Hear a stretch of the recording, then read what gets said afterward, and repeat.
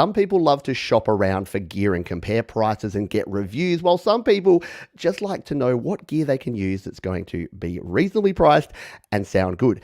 Whichever one of those that you are, I think you're going to find some value in this video because I'm going to take you through all the gear I use here in my home and mobile studio. We've got a second camera set up. We've got everything ready to go. Now, there's links down in the description to every bit of gear that I'm going to cover in this video. Those are affiliate links, meaning if you make a purchase, they will break off a small chunk and send it to me. And there's also timestamps down there if you're watching on the replay. So if you want to jump around and look at different gear, you can do that. We're going to start with my mobile setup, and then we're going to jump over into the desktop setup as well. So are you ready? I'm ready. Let's go. StudioLiveToday.com/gear is the place you want to go if you want to see all of the gear that we're talking about here. There it is.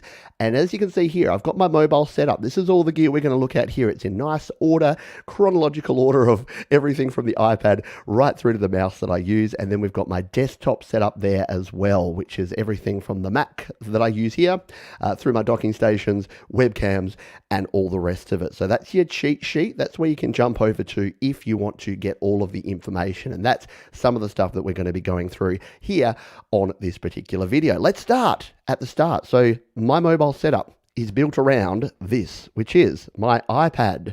Yes, I've got the iPad Pro 11-inch here. My face isn't close enough. There we go.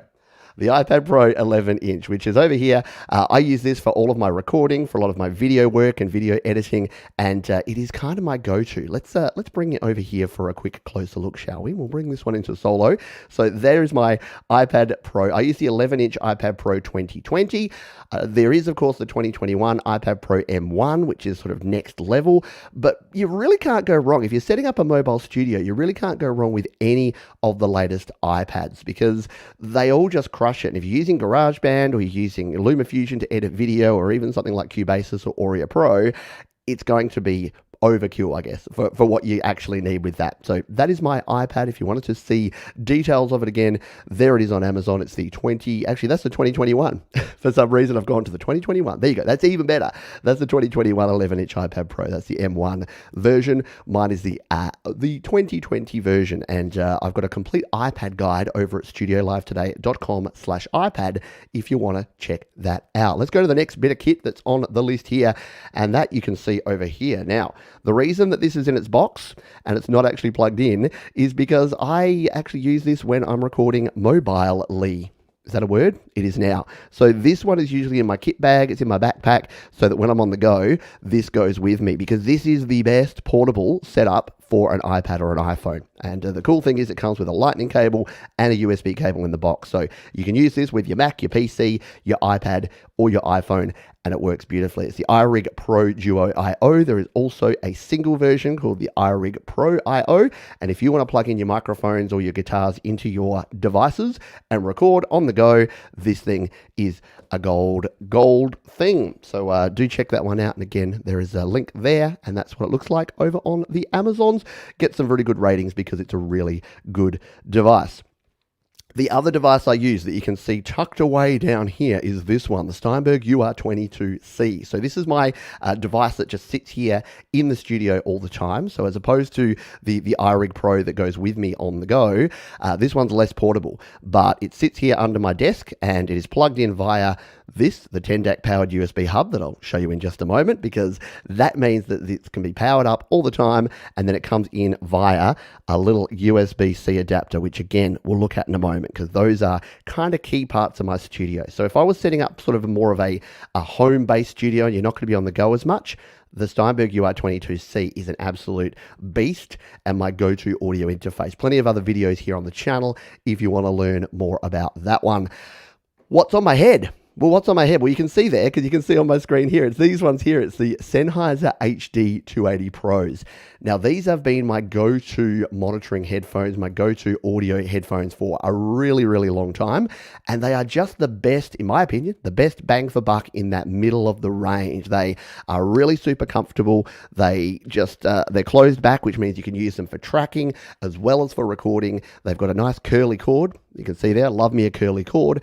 And they're just all-round flat frequency, really good for monitoring your audio. So whether you're doing live streaming, whether you're recording, or even mixing or mastering. Now, if you're mixing and mastering, there is there is an argument for using open back headphones, but again, if you want one pair of headphones that does it all, go with these. If you want to then buy some Sennheiser 600s or 650s, the open back, if you've got a bit more cash to spend, then you can invest in that. But if you're starting out in the home studio especially, and for a mobile studio creator as well, the Sennheiser HD 280 Pros are fantastic. Because again, that closed back design means when you're recording, you're not going to pick up a bunch of bleed from things like microphones. And the microphone that I love these days is actually this one. It's the AKG D5. It's a dynamic microphone. Now, dynamic microphones don't get as much love as their condenser microphone cousins these days, but I actually love them for home studio recording. The main reason is they have a lot of noise rejection. So if you're in a noisy environment, getting a Shure SM58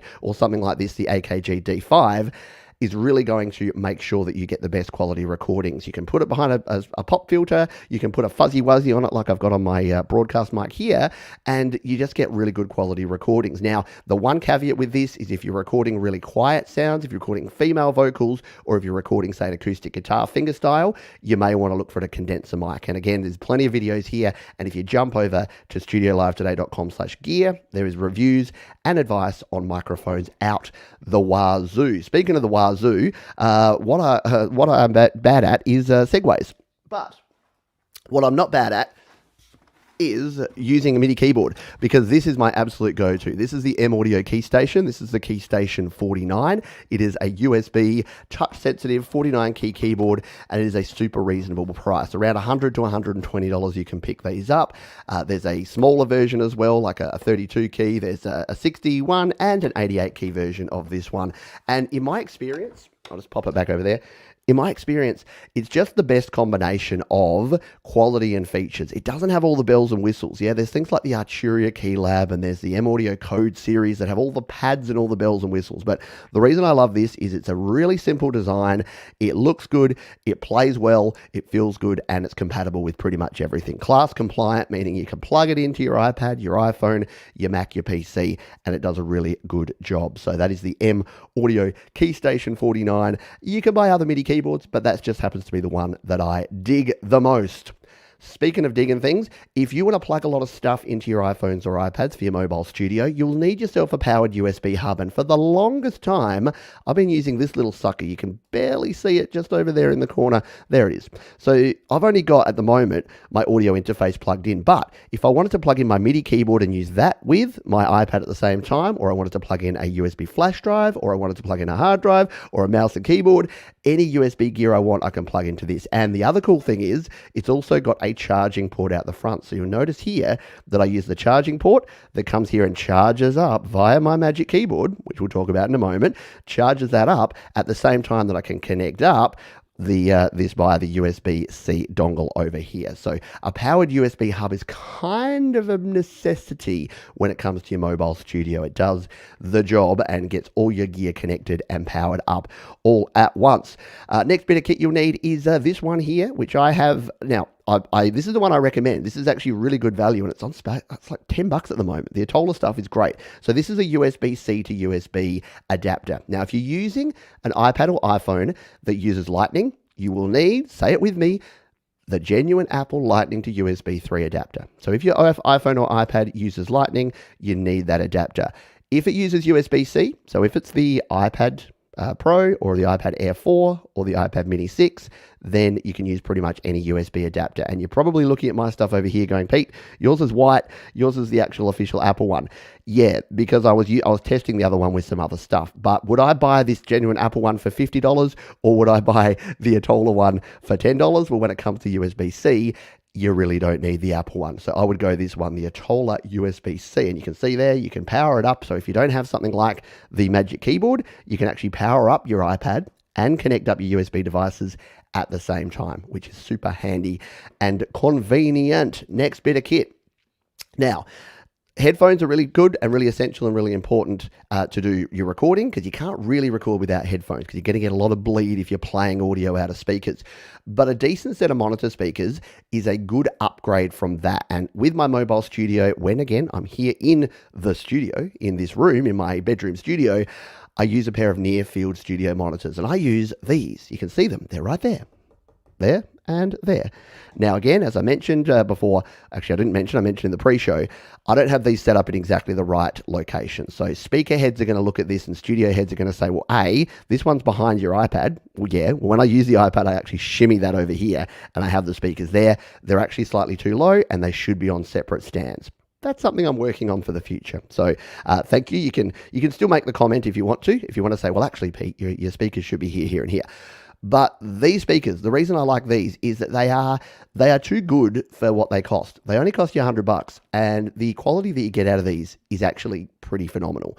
So I've been using these in the last year. So if you looked at last year's version of this, the reason I do this every year is I was using some KRK Rocket 4s.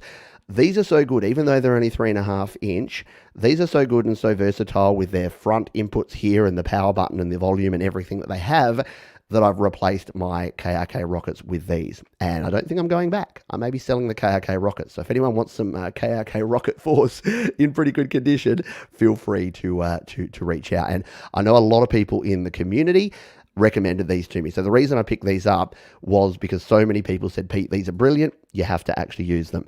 The next thing I'm going to show you here is, it's sort of part of my mobile setup because it does go with me to a lot of places, and it's my guitar. People often ask when I'm doing a live show, what guitar do you use? It's this one. It's over there. I didn't bring it here because too much gear around, but it's the Taylor 110E, and it's a bottom of the range Taylor guitar. But as I often say, I actually like, I've played sort of higher end sort of Yamahas and Ibanez that are around this price range. And then I've played the lower end Taylor. I like the Taylor. So there's something about the quality and the make of a Taylor. Nothing wrong with Ibanez, nothing wrong with Yamaha. But when I was playing guitars and I was looking around, the Taylor just kept jumping to the front. So if you want a good quality acoustic electro guitar that's not going to break the bank, or at least it might dent the bank, but it won't destroy the bank, then the Taylor is a good option for you. We're coming towards the end of the mobile studio because we're into some of the other bits and bobs that we have here, and one of them we already talked about. It's the keyboard that's sitting in front of my iPad, and it is the Magic Keyboard. Now, when the Magic Keyboard came out, I think I'm on record saying, who in their right mind would spend $500 for a keyboard for their iPad? Well, it turned out it was me, because this was recommended to me by a lot of folks I trust, by the likes of Jade Starr and other people around this community, and they said, Pete, no, you won't know yourself. Because at the time I was using, and again, if you look at last year's version of this video, I was using a separate Bluetooth keyboard and mouse.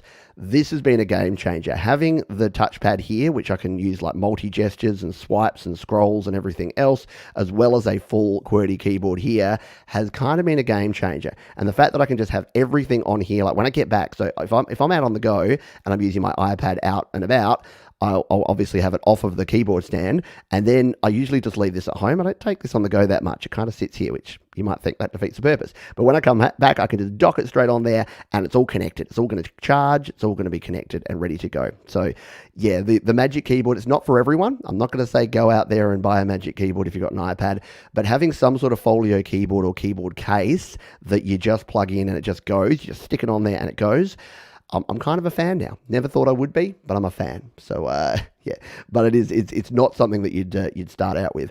And the other thing that I use, and you might have noticed it over here, because I have this mouse, which is part of my desktop setup. We'll show you in a moment. And then I have this mouse here, which is a separate Bluetooth mouse that controls my iPad, except it's not on at the moment. It's got a flat battery. Okay, so it does require battery replacements because apparently the battery's gone flat and I didn't notice just before then. So I will need to throw in a brand new battery and then it will be good to go. So, oh no, it's not. It's turned off. Good one, Johns. Didn't turn it off and on. So there you go. Now you can see. I'm doing well there. The beauty of recording live to tape, hey. So you can see there that my little mouse controller's there. And if you don't want to go to the expense of a Magic Keyboard with the trackpad here, a good quality Bluetooth mouse will be a game changer again. If you're video editing, if you're creating audio on the go on your iPad, yeah, a good quality Bluetooth mouse. And this one is the M950, the silent mouth from Logitech. And it's a great little piece of kit. So I recommend it. There you go. That is my mobile setup for my mobile recording. If you've got any questions about that and you're watching this one, drop them down in the comments below, because we're now going to move on to the additional gear that I use in the home studio. So we've got some more gear here that we are going to show. And the centerpiece of my home studio, and the biggest difference between this year and last year, is this. It is the computer that I now use. And that is down here. It is the M1 Mac Mini. Now, I got the absolute base model, the 8 gigabytes of RAM, the 256 SSD storage. Why? Because I'm a PC guy, or at least I was. And this is the first Mac that I ever owned. And I went out and bought it. It was $1,000 Australian. I'm like, hey, it's a cheap opportunity for me to get into the world of Mac and see if I like it. And not only did I like it, I kind of loved it. Now, you might be asking, Pete, why is that not plugged in? If that's what you're using now, why do you not have it plugged in? Well, it's because I was super lucky. I'll pop that down there. I was super lucky that when the new 2021 MacBook Pro came out, that Apple were kind enough to send me a review model, which I still have here. I've got it for another few months yet, and I'm using this at the moment. So that Mac Mini M1 will be back in the studio again eventually, but for the time being, yeah, we're super overpowered at the moment because we're using this one, which is the MacBook Pro M1. It is this sucker here. And yeah, is it overkill for what I do and for what most people will do? Yeah, totally. But is it a really, really cool, really reliable laptop that I love having the flexibility and portability of right now? Yeah, it's also that. So where is Pete going to be in 6 months' time when he has to give this one back? Am I going to go back to the M1 Mac? Am I going to buy whatever Apple have released by then? I don't know. But for me, having the flexibility of a laptop is not something, a bit like the Magic Keyboard. I didn't think I'd like it until I had it. It's the same with this. I'm like, well, I spend all the time here in the studio. Why would I want that? Except that now if I want to go out and I'm sitting at a cafe and I want to keep working on my YouTube stuff or my thumbnails or whatever, I basically just unplug, pick up and walk away. And everything is still there. And as, you know, the cloud's one thing, but everything's right there on the one drive. I don't have to mess around. So that's pretty cool. Now, in terms of actual recording in the home studio, yeah, GarageBand, Logic, LumaFusion, all the apps that I use, this crushes. And I'm not a big user. I don't use hundreds of tracks in Logic Pro, and I don't use hundreds and thousands of different effects. But yeah, the MacBook Pro is overpowered. And look, even if you're looking for a Mac, the M1's the M1 Mini, and the MacBook Air and the MacBook Pro from 2020 are all great units. And again, this is coming from a PC guy. So yes, you can accuse me of drinking the Kool-Aid or being an Apple fanboy now. I wasn't, and I went into this wanting to try this and it to not work because I love my PCs and I love my Windows, and yeah, now I'm different. I've changed. So if you say, you've changed, Johns, well, yeah, I have.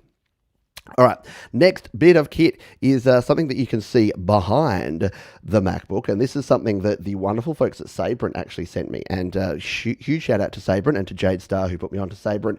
They sent me this docking station, and let me tell you, once you go docking station, you can't go back, because look at this. This is plugged in via two little cables here. I've got one Thunderbolt cable and one HDMI cable, and that is running everything. That's running my mixing desk. That's running my webcam. That's running this hard drive here. That's running the HDMI outputs. That's doing it all. It's powering everything up. I don't even have to plug in using the power adapter. It's all powered from this little sucker here. And this is the Sabrent 10-port USB Type-C 444K display docking station with charging capacity. Now, here's the caveat with this one.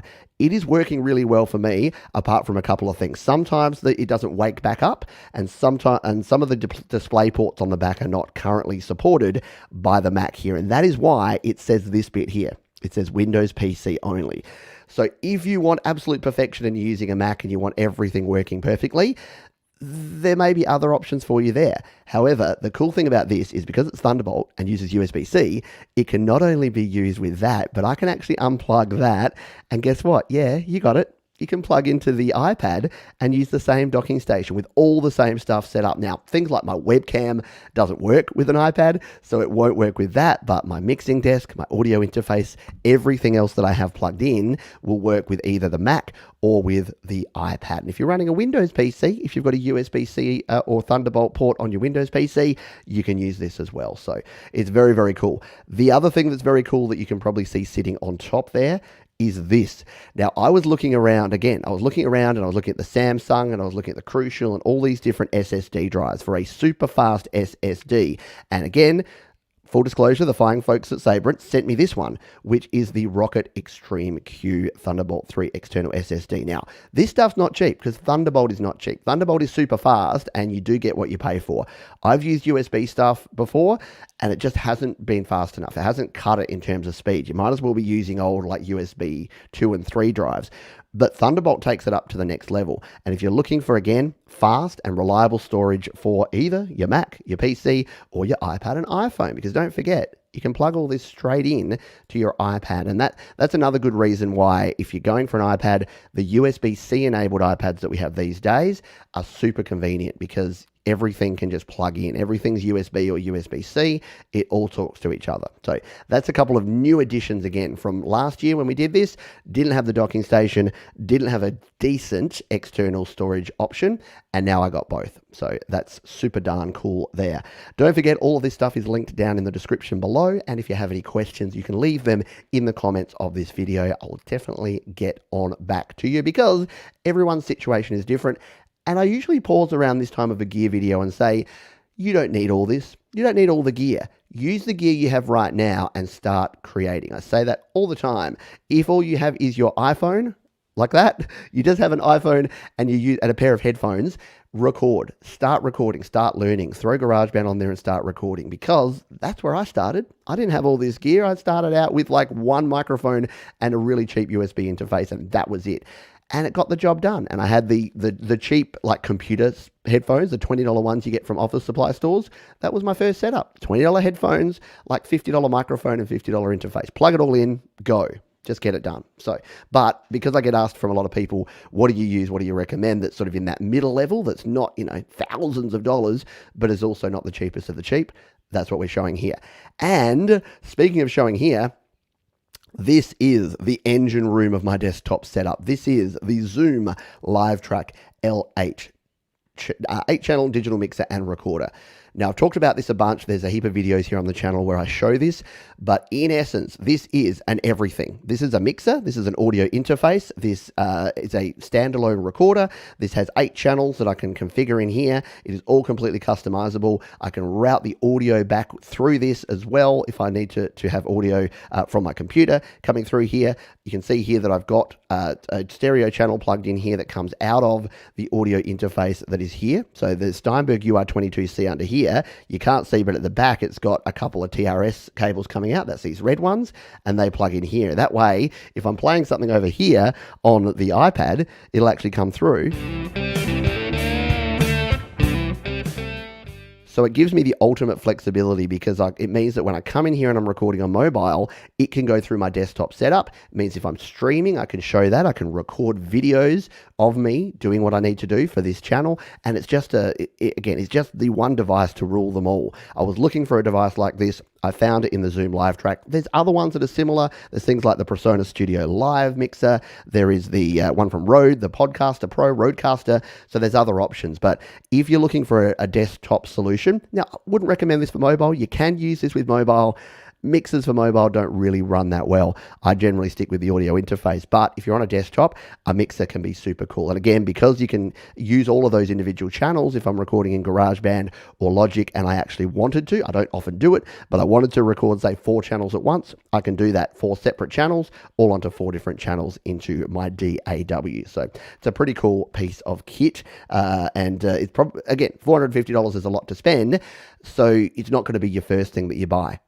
We'll be talking about some of those in just a moment.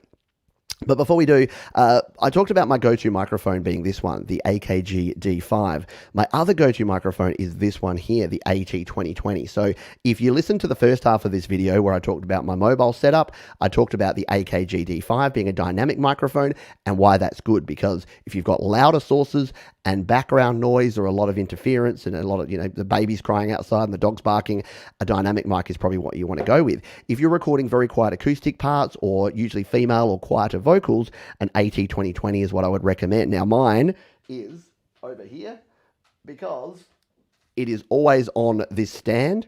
I always have it ready to go because this is sort of my plug-in and go microphone. So I've always got it sitting off to the side on its own stand so that if I'm recording, again, my wife's vocals or I'm recording a fingerstyle acoustic guitar part, it just comes out, I plug it in and I go, because it is the best microphone, in my opinion, for that middle of the road.